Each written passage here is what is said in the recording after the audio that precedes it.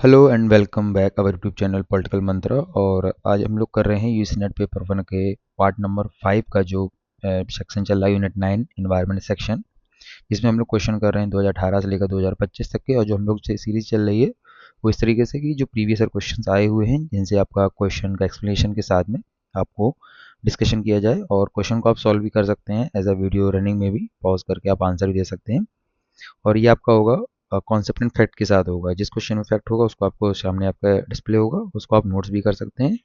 और साथ में जो भी आपकी पीडीएफ्स वगैरह हैं वो आपके टेलीग्राम चैनल पर प्रोवाइड हो जाती हैं, पॉलिटिकल मंत्रा। और इस चैनल के साथ सब्सक्राइब और वीडियो को लाइक करें, और चैनल को सब्सक्राइब जरूर कर लें जिससे कि आपको नोटिफिकेशन टाइम टू टाइम मिलता रहे। बढ़ते हैं क्वेश्चन के साथ में। और फर्स्ट क्वेश्चन के साथ आपको मिलेंगे बाइलिंगुअल लैंग्वेज में, और किस डेट को एग्जाम आया उसकी एग्जाम की डेट, ऑप्शन, और ऑप्शन के साथ मिलेगा आपको एक्सप्लेनेशन जब आप सॉल्व करेंगे क्वेश्चन को। तो देखिए, इस क्वेश्चन जो हमने पिछली वीडियो में जो किए हैं उनमें आपने देखा होगा कि कुछ क्वेश्चन ऐसे थे जो रिपीटली भी होंगे कभी कभी शिफ्ट बाय शिफ्ट में। होता ये है कि कभी कभी क्वेश्चन जब मेकिंग होती है तो हो सकता है प्रोफेसर्स के दिमाग में कुछ चल रहा था बट क्वेश्चन कम पड़ गए तो उन्होंने रिपीट कर दिया क्वेश्चन। या पीवाईक्यू में भी ऐसे ही हमें लगता है कि बट क्वेश्चन नए बनते हैं बट उनका जो कॉन्सेप्ट होता है वो सेम ही रहता है। जैसे कि ये क्वेश्चन मल्टीपल टाइम पूछा गया ना, one liner statement just like this, की क्योटो प्रोटोकॉल क्या है, मॉन्ट्रियल क्या है, रियो शिखर क्या है, पेरिस समझौता क्या है। हमने पिछले जो हमारे एनालिसिस वीडियो रहे उनमें हमने बहुत ही डीपली इन कॉन्सेप्ट पे फोकस किया था कि क्योटो प्रोटोकॉल 1987 में आया, 2005 में लागू हुआ, मॉन्ट्रियल प्रोटोकॉल किस किस वजह से भी आया ये भी आपको पता होना चाहिए। तो हम लोग देखेंगे कि क्योटो प्रोटोकॉल आया आपका ग्लोबल वार्मिंग से रिलेटेड था, मॉन्ट्रियल था ओजोन डिप्लीशन संबंधित था, ठीक है। तो अगर इससे भी मिलाएंगे आप तो देखेंगे वी थर्ड देख लीजिए कितने दो में मिल रहा है, और ग्लोबल वार्मिंग का एक ही ऑप्शन है, ओजोन डिप्लीशन का हो जाएगा ये, बी का थर्ड, और ए का वन ग्लोबल वार्मिंग। और पेरिस एग्रीमेंट आपको पता ही है कि किस काम में आया था। Paris agreement is related of solar alliance में। तो ये आप ऐसे नोट्स कर, जैसे मैंने आपके नोट्स सामने दिए ऐसे आप नोट्स कर लीजिएगा, इससे आपको यूजली हो लास्ट टाइम रिवीजन के लिए। जैसे क्योटो प्रोटोकॉल आपका ग्लोबल वार्मिंग से था, डेट इसकी है 1997 में आया था ये, एंड 2005 में इसको लागू किया गया, ठीक है। मॉन्ट्रियल प्रोटोकॉल 1987 में आया, लागू किया गया 1989 में, ओजोन डिप्लीशन के लिए संबंधित था। रियो शिखर समिट जो होता है बायोडाइवर्सिटी कंजर्वेशन, रियो शिखर सम्मेलन 1992 एंड लागू होता है आपका 1995 में, ठीक है, ये ध्यान रखना है। एंड पेरिस समझौता आपका जो होता है वो 2015 में, ठीक है। इससे आपका बनता है ISA, इंटरनेशनल सोलर अलायंस, जिसका गुरुग्राम में हेडक्वार्टर है, ठीक है, इंडिया में। ये ध्यान रखना है आपको। तो इतने सारे फैक्ट आपको एक पेज में मिलेंगे और साथ आप पॉइंटर्स बनाते जाइए, ठीक है। नेक्स्ट क्वेश्चन है, arrange the following gases in ascending order of their global warming potential. Global warming जो पोटेंशियल होता है GWD जैसे हम लोग कहते हैं, उसको बढ़ते क्रम में लगाना है, यानी कम से ज़्यादा की तरफ लगाना। और ये क्वेश्चन जरूर आप देखना, रिपीटली होता है मैनी फॉर्म्स, जैसे लाइक CO2 को हटा दिया, किसी और गैस को लगा दिया, दो गैस उसको ले लिया है या नहीं, ये भी पूछ सकता है। तो आपको बताना है सबसे कम किसकी है और सबसे ज़्यादा किसकी है। तो इसका जो आंसर होगा वो होगा दो। देखते हैं कैसे। मैं इसमें हाईलाइट कर देता हूँ। ये रहा, PDF आपको टेलीग्राम चैनल पर अवेलेबल हो जाएगी, और फाइल सेक्शन में जाके भी आप सर्च कर सकते हैं तो पुरानी PDF आपको मिल जाएंगी। और देखिए सबसे पहले देखते हैं, देखिए ये चार्ट आप लिख लीजिएगा। कार्बन डाइऑक्साइड जो आपका होता है CO2 जिसमें हम लोग लिखते हैं, इसकी जो लाइफ टाइम है ध्यान रखना, वो 50 से 200 वर्ष, यानी कार्बन डाइऑक्साइड एक बार आने के बाद में 50 से 200 साल तक एटमॉस्फेयर जो लेयर होती है उसमें रहती है। इसका जो GWP सबसे कम है एक है, फॉसिल फ्यूल से आती है, लैंड यूज एंड सीमेंट से, ठीक है। मीथेन जो आपकी है CH4, ये 12 ऊपर 3 माइनस हो सकता है, मतलब 15 भी हो सकती है और कम भी हो सकती है। इसका पोटेंशियल 21 है, फॉसिल फ्यूल एंड एग्रीकल्चर से। नाइट्रस ऑक्साइड N2O, इसका 120 है लाइफ टाइम, 310 इसका GWP है, मोस्टली एग्रीकल्चर। इसमें पोटेंशियल कितनी, मतलब उसकी क्षमता है ग्लोबल वार्मिंग को लेकर, देखिए कार्बन डाइऑक्साइड इतनी जितनी नाइट्रस ऑक्साइड की हो रही है, मोस्टली एग्रीकल्चर से, और 1 3 एंथ्रोपोजेनिक मतलब लोगों के जरिए। हाइड्रोफ्लोरोकार्बन जिसे हम लोग कहते हैं HFC, AC से, रेफ्रिजरेटर से निकलती जो गैसेज हैं, 1.52 लेकर 209 तक। और इसका जो GWP देखिए 150 से लेकर 11,700 तक उसका है, और ओजोन डिप्लीशन सब्सटेंस के रूप में, ठीक है। क्लोरोफ्लोरोकार्बन जिसे कहते हैं PFC, 2600 से लेकर 50,000 टाइम तक, 6500 से 9,200 इसका जो टाइम है GWP का। और टाइम देखिए दोनों, primary aluminium production semiconductor manufacturing निकलता है, और सल्फर हेक्साफ्लोराइड सबसे ज़्यादा देखिए 3200 इसका लाइफ टाइम ईयर है, और 23,900 GWP है इसका। Use in electric power transmission magnesium है, सेमीकंडक्टर इंडस्ट्रीज। तो इसको आप ऐसे नोट कर लेना, CO2, CH4, HFC, PFC, और SF6, इस तरीके से सीक्वेंस। अब कभी भी ऐसे पूछ सकता है डिसेंडिंग एंड असेंडिंग दोनों ऑर्डर में, ठीक है। नेक्स्ट क्वेश्चन है, based on the source of their food organism occupy a specific place in the food of chain known as. ये हम लोग अपने भोजन के स्रोत के आधार पर जीव खाद्य श्रृंखला में एक विशिष्ट स्थान पर रहते हैं, तो जिसे निम्न रूप से क्या जाना जाता है, trophic level, standing crop, top level organism and specific level. तो इसका जो आंसर होगा वो आपका होगा एक, यानी कि जब हम लोग ट्रॉपिक लेवल मतलब ऐसा कहते हैं ना, सबसे ऊपर वाले जो चलते हैं हम लोग जब साइकिल पे, तो ट्रॉपिक स्तर क्या होता है, आप ट्रॉपिक स्तर जिसे पोषी स्तर भी कहा जाता है, किसी पारिस्थितिकीय तंत्र इकोसिस्टम की खाद्य श्रृंखला इसे कहते हैं फूड चेन या फूड वेब में जीव द्वारा ग्रहण किए गए ऊर्जा के स्तर को दर्शाता है। स्रोत इसका होता है जीव को उसका भोजन किस स्रोत से मिलता है, इस बात से उसका ट्रॉफिक स्तर निर्धारित होता है कि प्राइमरी, सेकेंडरी, टर्शरी, इस तरीके से। लेवल 1 होगा प्रोड्यूसर होंगे, जैसे अब ये याद करने वाली चीज़ लिए होगी, कभी कभी क्वेश्चन इस तरीके से पूछ देता है कि लेवल 1 में क्या होगा, उत्पादक होंगे जैसे कि पौधे जो सूर्य से ऊर्जा प्राप्त करते हैं, फोटोसिंथेसिस से बनाते हैं, ठीक है। द्वितीयक में क्या होंगे आपके, और लेवल 2 होगा जिसमें प्राइमरी कंज्यूमर्स होंगे जैसे शाकाहारी जीव, ठीक है, जो इनके ऊपर आश्रित हैं। उसके बाद ट्रॉफिक लेवल 3 जो द्वितीय उपभोक्ता होंगे, सेकेंडरी कंज्यूमर जैसे मांसाहारी जीव जो प्राइमरी लेवल के ऊपर होंगे, तो मतलब एक दूसरे के ऊपर सब, तो प्राथमिक, द्वितीयक एंड तृतीयक ट्रॉफिक स्तर होंगे, ठीक है।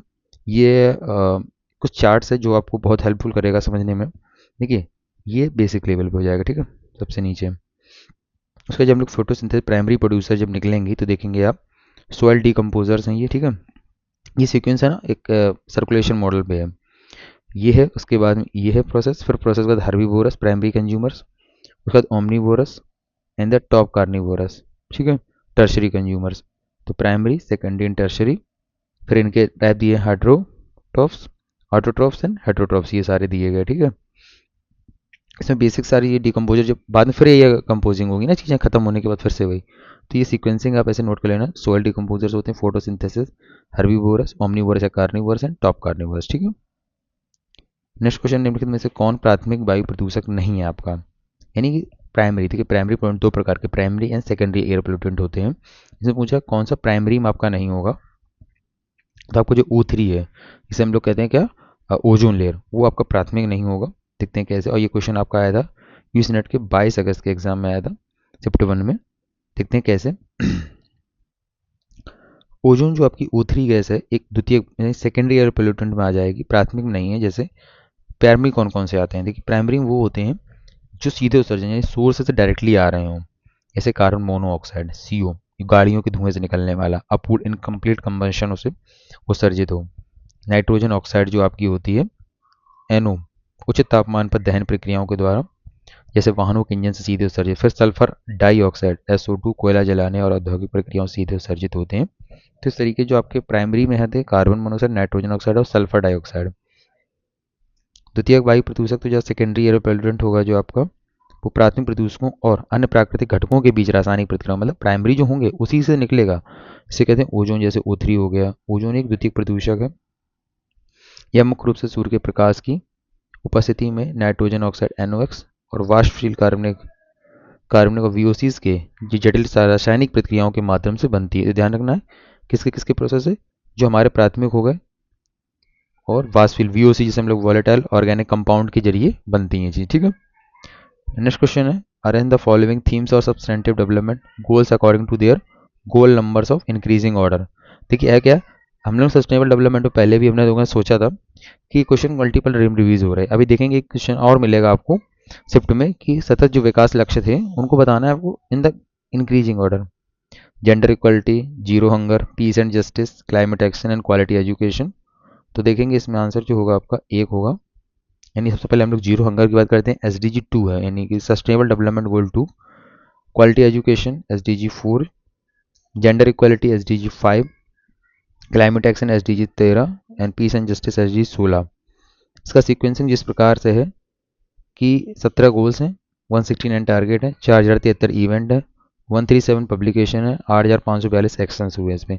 तो आपका जो मेंटली जो बनता है क्वेश्चन वो इससे बन सकता है, एक क्वेश्चन नंबर टारगेट से आपसे पूछा जा सकता है। दो चीज़ें आपको बहुत इंपॉर्टेंट याद रखनी है, ठीक है। ये रहे गोल्स आपके सारे, no poverty, zero hunger, good health and wellbeing, quality education, gender equality, clean water and sanitation, affordable and clean energy, decent work and economic growth, industry innovation infrastructure, reduce inequality, sustainable cities and community, responsible consumption and productions। ये सारे हो गए 12। And climate action, life below water, life on land, piece justice and strong institution, partnership and the goals. तो आपके 17 जो हो गए इन्हें आप सीक्वेंस में याद कर लीजिए। 10 एक, 7 एक। उसके बाद में which among the following are global scale phenomena? Ozone layer depletion, global warming, forest fire, sea level rise and air pollution. ये भी क्वेश्चन आपका शिफ्ट 1 में था कि कौन वैश्विक स्तर घटना होगी, मतलब जो मतलब जैसे कहते हैं ग्लोबल इससे इम्पैक्ट हो जाएगा। ओजोन लेयर का डिप्लीशन हो जाएगी, ग्लोबल वार्मिंग होगी, सी लेवल राइज होगी। जो आपके तीन ऐसे हैं जो देखेंगे आप बहुत मतलब मास लेवल पे वर्क करते हैं। बट आपका जंगल क्या होगा, air pollution differ to differ area करेगा। जैसे कुछ जगह पे बहुत अच्छा एयर है, कुछ जगह पे कम है। बट अगर तीनों चीज़ देखेंगे तीनों इम्पैक्ट करते हैं आपके। तो ए बी डी जिस ऑप्शन में होगा, यहाँ आपका चौथा ऑप्शन उसमें करेक्ट होगा। देखते हैं कैसे। जो ओजोन परत का क्षरण होता है वो बड़े मास लेवल पे, जैसे क्लोरोफ्लोरोकार्बन, सीएफसी जैसे रसायनों के कारण ओजोन परत का पतला होना एक ऐसी समस्या है जो अंटार्कटिका और आर्कटिक के ऊपर स्पष्ट रूप से दिखाई देती है, यानी कि पोलर पे और वैश्विक लेवल पे ये संरचना दिखाई देती है। ठीक है। ग्लोबल वार्मिंग, पृथ्वी का औसत तापमान में वृद्धि होना, यह घटना ग्रीन हाउस गैसों के जमाव के कारण पूरी दुनिया में जलवायु, मौसम और पारिस्थितिकी को प्रभावित करती है। तो देखेंगे ग्लोबल लेवल पे ये भी है, तभी हम लोग इस चीज़ की बात करते हैं। ठीक है। उसके बाद हम लोग बात करते हैं जंगल की आग, मतलब एक क्षेत्रीय रीजनल घटना है और इसका प्रभाव मुख्य रूप से आसपास के वनों वन्य जीवों को, जैसे कि अमेजोन के जंगल या किसी जंगल में आग लग जाना, तो बेसिकली वहीं उस एरिया को इफेक्ट करेगी। ठीक है। एंड देखेंगे आप उसका समुद्र के स्तर में वृद्धि होना। देखिए समुद्र सब एक दूसरे से जुड़े हुए हैं, कोई अलग नहीं, बस नाम अलग है और थोड़ा सा बाउंड्रीज हो जाती हैं तो समझ में आता है। पर ग्लोबल वार्मिंग के कारण ध्रुवीय बर्फ जो है ना पिघल रही है। ग्लेशियरों के पिघलने से समुद्री जल स्तर बढ़ता है। यह वृद्धि विश्वव्यापी रूप से तटीय क्षेत्रों को प्रभावित कर देती है क्योंकि वो डूबने के कगार पे आ जाते हैं। फिर वायु प्रदूषण जो आपका कहलाते हैं, ये एकदम स्थानीय मतलब है, जैसे कि दिल्ली में है तो किसी पूरे इंडिया क्षेत्र में किसी जगह नहीं होगा। तो इस तरीके से याद कर सकते हैं कि वायु प्रदूषण जैसे कि धुंध या कणिका तत्व, जैसे हम लोग कहते हैं पर्टिकुलर मैटर, मुख्य रूप से स्थानीय या क्षेत्रीय स्रोतों जैसे कारखाने, वाहन से उत्पन्न होता है और इसका प्रभाव स्थानीय, क्षेत्रीय और हवा की गुणवत्ता पर सबसे अधिक प्रभाव करता है। ठीक। नेक्स्ट क्वेश्चन है, निम्नलिखित में से कौन नवीनीकरणीय ऊर्जा के संसाधन है, यानी कि which among the following are the renewable energy resources. इसे हम दोबारा भी मतलब बना सकते हैं या फिर आ सकता है रिन्यूएबल सोर्सेज में। Biodiesel, nuclear energy, solar energy, hydro electric energy या विंड एनर्जी। इसमें से कौन सा? देखिए परमाणु ऊर्जा तो एक बार हो जाएगी तो दोबारा तो नहीं आ सकती, तो बी ऑप्शन को आप लिमिट कर दीजिए। देखेंगे सी डी ई ए जो आपकी है वो आपकी आ सकती है। और इसको आप नोट कर लीजिए, ये क्वेश्चन आपको कॉन्सेप्ट बेस भी दोबारा बन सकता है। ठीक है, ध्यान रखना है। बायोडीजल, परमाणु ऊर्जा, सौर ऊर्जा एंड जल विद्युत ऊर्जा एंड पवन ऊर्जा आपकी। बायोडीजल नवीनीकरणीय ऊर्जा होती है, जैसे ये जैविक स्रोतों जैसे वनस्पति तेल, पशु वसा से प्राप्त होता है, जो बायोमास का एक रूप है। चूंकि फसलें और वनस्पति लगातार बढ़ती रहती हैं इसलिए नवीकरणीय दोबारा यूटिलाइजेशन में आ जाता है। हम लोग जब बात करते हैं परमाणु ऊर्जा की, तो गैर नवीनीकरणीय ऊर्जा स्रोत होता है। यह यूरेनियम या थोरियम जैसे सीमित तत्वों के विखंडन से हम लोग कहते हैं फिजन से प्राप्त होता है। एक बार उपयोग किए जाने के बाद ये पुनः प्राप्ति के उपयोग नहीं रह जाता। ठीक है, तो इसे नॉन रिन्यूएबल एनर्जी सोर्सेज कहते हैं। फिर आता है सोलर एनर्जी। जो सोर्सेस हमारे होते हैं वो नवीकरणीय होते हैं, जैसे कि सूर्य का प्रकाश, इसीलिए हमने ISA बनाया। ठीक है। उसके साथ में हम लोग जल विद्युत की बात करते हैं तो बहते पानी से हम लोग बना लेते हैं, तो पानी दोबारा रिसाइकिल होता रहेगा तो वो चीज़ें दोबारा बिजली उत्पन्न होती रहेगी। पवन ऊर्जा से हम लोग काइनेटिक एनर्जी से हम लोग कहते हैं से प्राप्त होती है। पवन पृथ्वी के वायुमंडल में लगातार उपलब्ध है, तो उसी से हम लोगों ने एनर्जी का सोर्स बना लिया है। तो आपके 5.5 क्लियर, 5 नोट्स दिया। ठीक है। नेक्स्ट क्वेश्चन फिर देखिए SDG से, ये शिफ्ट 2 में पूछ दिया। देखिए क्वेश्चन को, वो हम लोगों ने शिफ्ट 1 में देखा, ये शिफ्ट 2 में देख रहे हैं। देख रहे हैं कितना रिपीटली फ्रिक्वेंट हो रहा है उसी डेट को। Zero hunger, sustainable cities and communities, affordable and clean energy in climate action. अगर आप देखेंगे तो जीरो हंगर शुरुआत का ही है, एक का थर्ड हो जाएगा। सस्टेनेबल सिटीज एंड कम्युनिटी आपका SDG 11, तो देखेंगे इसका ऑप्शन एक होगा। जो zero hunger SDG 2, sustainable and cities and community SDG 11, affordable and clean energy इसे हम लोग कहते हैं SDG 7 and climate action SDG 13। तो देखिए कितना रिपीट हुआ क्वेश्चन को। तो SDG आपकी फिंगर टिप्स पे होने चाहिए सारे। ये मैंने स्क्रीन एक बार रोक लिया, आप पढ़ लीजिए, इसको पढ़ लीजिए, इसको पढ़ लीजिए। ठीक है। मैंने ऐड कर दी इसलिए स्क्रीन। ठीक है। नेक्स्ट क्वेश्चन है, cloudness night with low winds speed indicate क्या करता है? इसका ऑप्शन शायद मेरे लगता है 4 डिलीट हो गया, बट हिंदी में मैंने लिख रखा है। Cloudness night with low winds speed indicate क्या करता है? टर्बुलेंट, अनस्टेबल, न्यूट्रल या स्थिर वातावरण को। तो आप देखेंगे जो स्थिर वातावरण, स्टेबल एटमॉस्फेयर होता है ये वाला ना, जब हम लोग कहते हैं हवा की गति के साथ बादल रहित, मतलब हवा की नॉर्मल चल रही है बट आपने देखो साथ बिल्कुल है, तो मतलब कोई क्लाउडनेस नहीं है, उसको हम लोग कहते हैं स्थिर वातावरण। कम हवा की गति के साथ बादल रहित रातें आमतौर पर स्टेबल एटमॉस्फेरिक कंडीशन को दर्शाती हैं। बादल रहित यानी क्लाउडनेस नाइट में बादल ऊष्मा को पृथ्वी से बाहर निकलने से रोकती है। ठीक है, तो ग्रीन हाउस प्रभाव जैसा बादल नहीं होते तो पृथ्वी की सतह से ऊष्मा द्वारा तेजी से वायुमंडल में चली जाती है, तो इसे विकर्ण शीतलन यानी रेडिएशनल कूलिंग भी कहते हैं। तीव्र शीतलन ठंडा जल्दी हो जाना, क्योंकि बादल नहीं तो रोकेगा नहीं ग्रीन हाउस गैस को। ठीक है, टेम्परेचर इन्वर्जन होना, स्थिरता होना। ठीक है, यह बिल्कुल हवा को नीचे की ओर दबाता है और वर्टिकल मिक्सिंग को रोकता है। कम हवा की गति होती है, नॉर्मल चलती है। टर्बुलेंट और अनस्टेबल कब होगा, इसके विपरीत होगा जब हवा तेजी से ऊपर नीचे चलने लगती है। हवा और वार्मिंग के दौरान प्रदूषण जल्दी फैल जाता है। नॉर्मल हवा में जल्दी नहीं फैलेगा, बट अगर आप है ना बादल सेंस में आ जाएं और प्लस हवाएं का ऊपर नीचे होना, दैट्स अनस्टेबल प्रोसेस। ठीक है, नेक्स्ट क्वेश्चन है, arrange the following Indian states in descending order according to their climate vulnerability starting from most vulnerable to least vulnerable होने चाहिए। देखिए राज्य से पूछ रहा है और ये क्वेश्चन रिपीटेड होगा दोबारा भी, ऐसा बहुत चांसेस है, क्योंकि इन क्वेश्चनों में फैक्ट बेस होता है। आपको बताना है कि सबसे ज़्यादा सबसे कम की तरफ चलना है। ज़्यादा किस में होता होगा, सबसे कम कहाँ होता होगा, तो इसका जो आंसर होगा आपके सामने वो होगा आंसर 3, यानी झारखंड सबसे ज़्यादा अत्यधिक संवेदनशील एरिया है जहाँ पे स्कोर सबसे हाईएस्ट निकलता है। फिर आपका उत्तर प्रदेश है, मणिपुर है, मध्यम है, फिर कम पंजाब है, फिर महाराष्ट्र में कम संवेदनशील है। तो ये सूचकांक इनके दिए गए अत्यधिक हो गए, और उसको आप हो सकता है तो वेबसाइट से चेक करते रहिएगा थोड़ा सा, क्योंकि ये अपडेटेड डाटा होता रहता है। 2023 का भी पूछ सकते हैं कभी, वन का जैसे क्वेश्चन आता है कि क्षेत्रफल में वन किसका ज़्यादा है कहाँ वन ज़्यादा, तो उसका सीक्वेंसिंग आपसे पूछ सकता है, तो ये आपको ध्यान रखना पड़ेगा करंट मुद्दे से।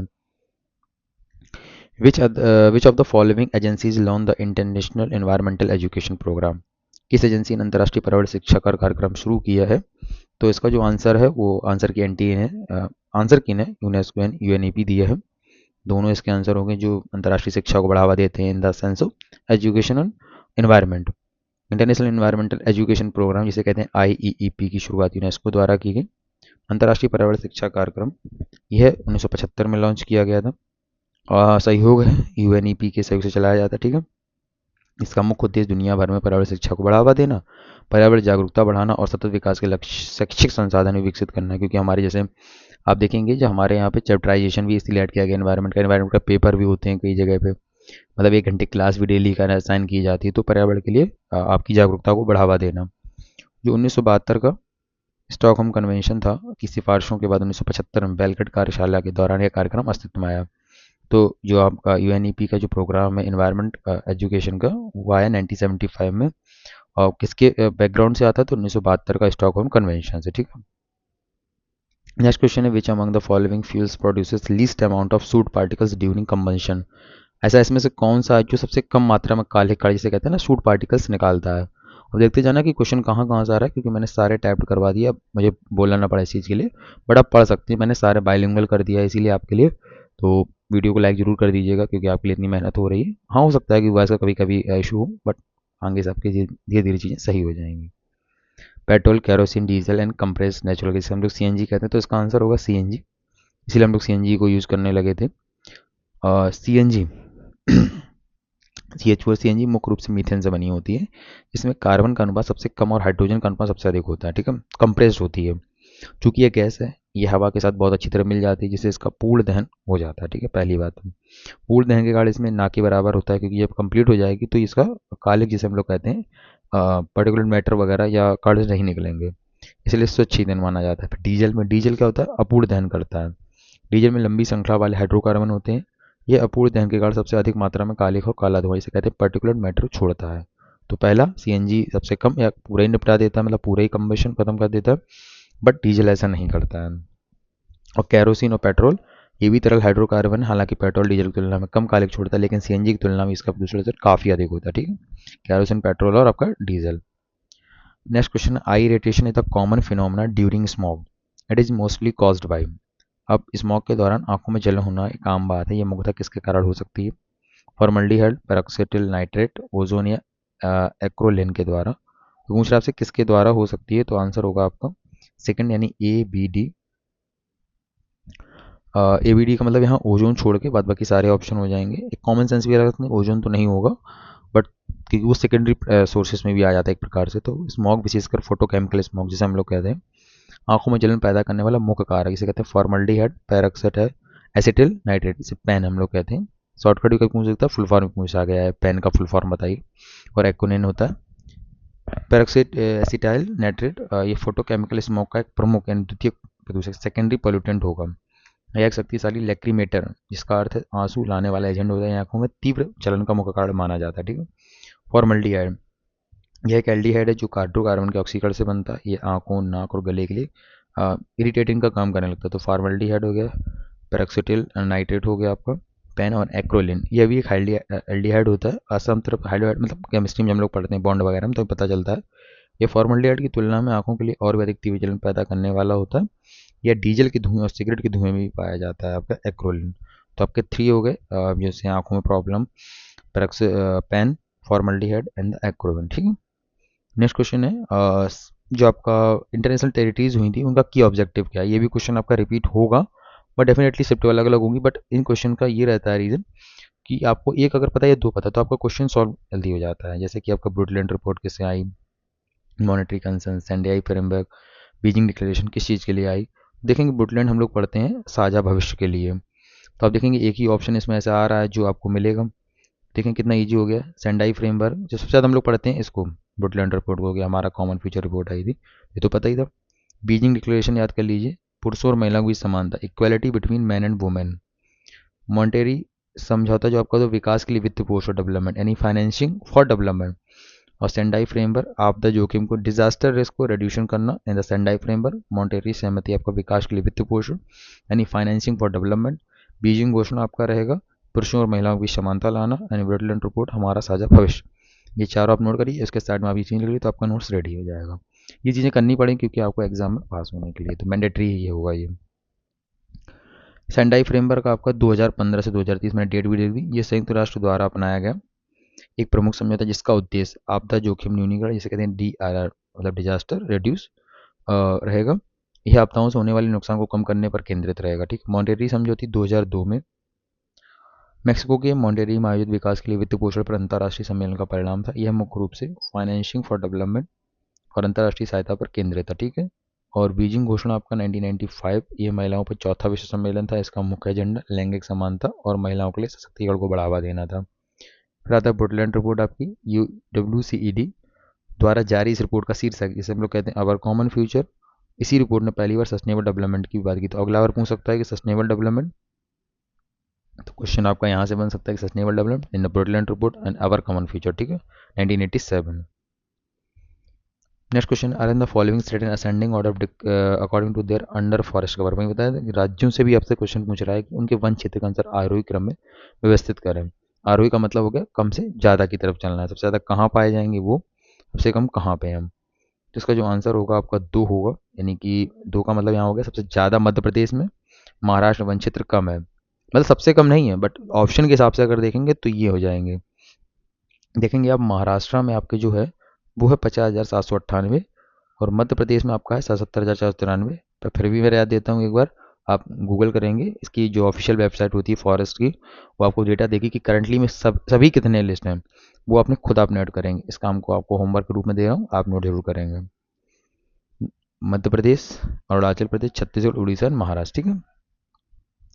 Ground water specially prone to excessive hardness due to, जो हम कहते हैं ना भूजल में अत्यधिक कठोरता पानी, जैसे कहते हैं कठोर पानी, हार्ड वाटर जैसे हम लोग कहते हैं, तो वो क्या होगा ऐसा, जिसकी वजह से ऐसा होगा। Calcium and sodium ions, calcium and magnesium ions, sodium and magnesium या पोटेशियम एंड कैल्शियम आयन। तो आप देखेंगे कैल्शियम और मैग्नीशियम के जो आयंस होते हैं वो कठोरता को बनाते हैं इसकी। कैल्शियम एंड मैग्नीशियम आयंस भूजल में कठोरता यानी मुख्य रूप से calcium Ca2 plus and magnesium Mg2 के घुलित आयनों की उपस्थिति के कारण होता है। ठीक है। मुख्य कारक क्या रहते हैं जल की कठोरता, उन मल्टीवेटेंट कैटिन्स के कारण, कैटिन्स हम लोग कहते हैं के कारण होती है जो पानी में घुले होते हैं। प्राकृतिक जल में मुख्य रूप से कैल्शियम और मैग्नीशियम होते हैं। ठीक है। स्रोत क्या होता है, भूजल, मिट्टी और चट्टानों, जैसे चूना पत्थर हो गया, लाइमस्टोन हो गया, चाक हो गया, जिप्सम से होकर रिश्ता रहता है तो खनिज में पानी घुल जाने से पानी कठोर होने लगता है। नॉट अ खराब बट जिस सीन से आ रहा है पानी वो इन चीज़ों की वजह से हो जाता है। नेक्स्ट क्वेश्चन है विच of the following national mission came under the national action plan for climate change. इसे हम लोग कहते हैं NC जैसे national action plan for climate change. तो देखेंगे आप इसमें, तो उसमें 8 मिशन दिए गए थे, तो 8 मिशन में से पूछ रहा है कि इसमें से कौन कौन से आते हैं। तो national solar mission, water, green hydrogen mission, sustainable agriculture and the sustainable habitat. तो अब इसमें आंसर देखेंगे, 4 इसका आंसर होगा, DEAB। और मैंने इसके लिए एक शोर्स भी मैंने दिया है, आप उसको जाकर जरूर विजिट करें। मैंने सारों दे दिए, मतलब 8 के 8 दे दिए पॉइंट। बट ये क्वेश्चन आपके प्रीवियस ईयर 2018-17 या फिर मान चलिए 19-20 में काफ़ी ट्रेंडिंग था, बट बीच में रुका, फिर आने लगा क्वेश्चन। तो इसको आप याद कर लेना। पहले तो हो जाएगा 2008 में लॉन्च हुआ, तो पहला पूछा जाएगा 8 मिशन, तो याद कर लीजिए 2008 और 8 मिशन। ठीक है। तो राष्ट्रीय solar mission, water mission, solar होगा, वाटर होगा, सस्टेनेबल एग्रीकल्चर सतत कृषि मिशन, सतत आवास मिशन यानी mission on sustainable habitat, mission on enhanced energy efficiency, national mission on sustaining the Himalayan ecosystem, फिर national mission on green India and the national mission on strategic knowledge for climate change. था कौन सा नहीं? राष्ट्रीय हरित hydrogen नहीं था। ठीक है, ये ध्यान रखना आपको। देखते हैं यहाँ पे, ये ओरिजिनल था स्टैटिक पीआईबी का, आपको वेबसाइट मिलेगा, मैंने इसलिए ये दे दी वेबसाइट, ओरिजिनल वेबसाइट static.pib.gov.in जो ओरिजिनल है। वहाँ पे आपको ये आप डालेंगे नेशनल एक्शन प्लान जो 8 दिए हैं, 8 मिशन। तो national solar mission, national mission for enhance energy efficiency, national mission on sustainable habitat, water mission sustaining the Himalayan ecosystem, green India, sustainable agriculture and the national mission on strategic knowledge for climate change के बारे में। ठीक है, ये 8 mission हो जाएंगे आपके। Next question है आपका 23 अगस्त 2022 को आया था। आपको बताने ऑर्गेनिज्म एंड ट्रॉफिक लेवल, हमने इससे पहले भी क्वेश्चन इस वीडियो में किया है ट्रॉफिक लेवल के बारे में। शिफ्ट अलग थी बट अब चेंज हो गया क्वेश्चन, फिर आप पता चलेगा लायंस, ट्रीज, फिश, ग्रास ऊपर। तो इसका आंसर क्या होगा? 2। कैसे? शेर होगा चौथे पे। ठीक है, पहले पे क्या होगा? पेड़, क्योंकि शुरुआती है ना। फिश तृतीय पे और सेकंड में टिड्डा। जैसे देखो पेड़, टिड्डा ग्रास ऊपर खाएगा, ग्रास ऊपर को मछली, मछली के बाद शेर। टॉप कार्निवोरस आपका ये हो गया पहला। प्रोड्यूसर होंगे जैसे हम लोग कहते हैं फर्स्ट ट्रॉफिक लेवल था पेड़। सेकंड इधर शाकाहारी, टिड्डा जो है वो सीधे उत्पादकों को खाता है, इसलिए वो द्वितीय पोषण में आ जाएगा। मछली जो होगी, यहाँ मछली को मांसाहारी यानी कार्निवोर का माना गया, जो छोटे जलीय जीव जैसे कहते हैं जून प्लैंकटन को खाती है, जो पौधे फाइटो प्लैंकटन को खाते हैं। उत्पादक प्राथमिक उपभोक्ता द्वितीय, मतलब देखा जाए तो तीसरे स्तर पे मछली आ जाती है। ध्यान रखना इसका सीक्वेंसिंग को, मैं इसका बता देता हूँ आपको। मैं वीडियो को थोड़ा रिवाइंड करना, आपको मिलेगा वो मैप, एक इमेज मैंने ऐड की है उसमें। यानी आपका पेड़, पेड़ के बाद टिड्डा, ग्रास ऊपर, उसके बाद में आपका हो जाएगा क्या? मछली, मछली के बाद शेर। ठीक है, ये सीक्वेंसिंग आप रखना है, इसमें यही क्वेश्चन आपसे पूछा गया था।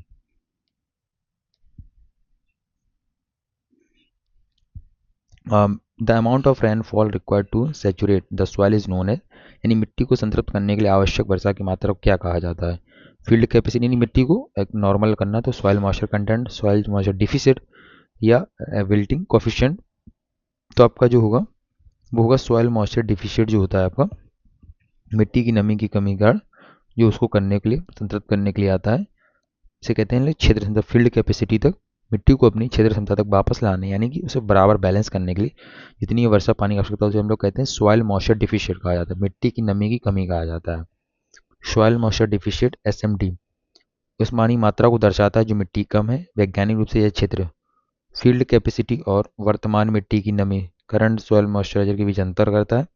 उदाहरण के लिए यदि एक मिट्टी 100 मिलीमीटर पानी रख सकती थी, ठीक है, लेकिन वर्तमान में उसमें केवल 60 है, तो जो कमी होगी वो 40 मिलीमीटर की होगी। यही वर्षा की मात्रा होगी जो मिट्टी को बैलेंस कर पाएगी बाद में। तो देखिए क्वेश्चन को थोड़ा सा टेक्निकल वर्ड में लेकर कि सॉइल मॉइस्चर डिफिशिएंट, तो आप इसको एक नोट्स में सेट कर लेना कि किसके नीड में, तो मिट्टी की कमी की नमी को सॉइल मॉइस्चर डिफिशिएंट के रूप में दिखाते हैं। ठीक है, ये क्वेश्चन आपका बहुत ही रिपीट होगा इन द पॉलिटिकल साइंस में भी, क्योंकि ये पूछ सकता है कि अरे इन द फॉलोइंग अकोरेंस हुए हैं, उनको बताना है आपको कि किस जगह पे हुए। Bhopal gas tragedy, Fukushima, Chernobyl, California, London smog.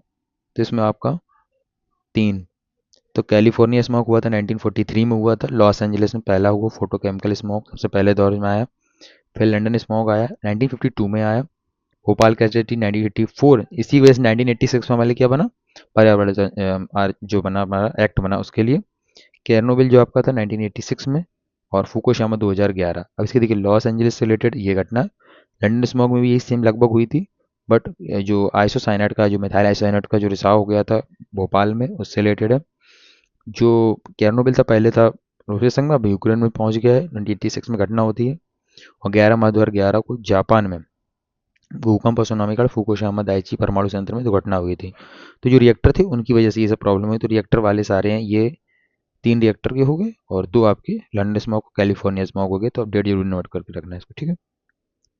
मिलते हैं नेक्स्ट वीडियो में, और तब तक आप वीडियो को लाइक करें, चैनल को सब्सक्राइब करें। उसके साथ में टेलीग्राम को जरूर ज्वाइन कर लें, जिससे आपको नोटिफिकेशन टाइम टू टाइम मिलते रहें। इस वीडियो की पीडीएफ के लिए आप वहीं पे आपको मिलेगी टेलीग्राम पे, और दोस्तों के साथ जरूर शेयर करें इस वीडियो को। मिलते हैं नेक्स्ट वीडियो।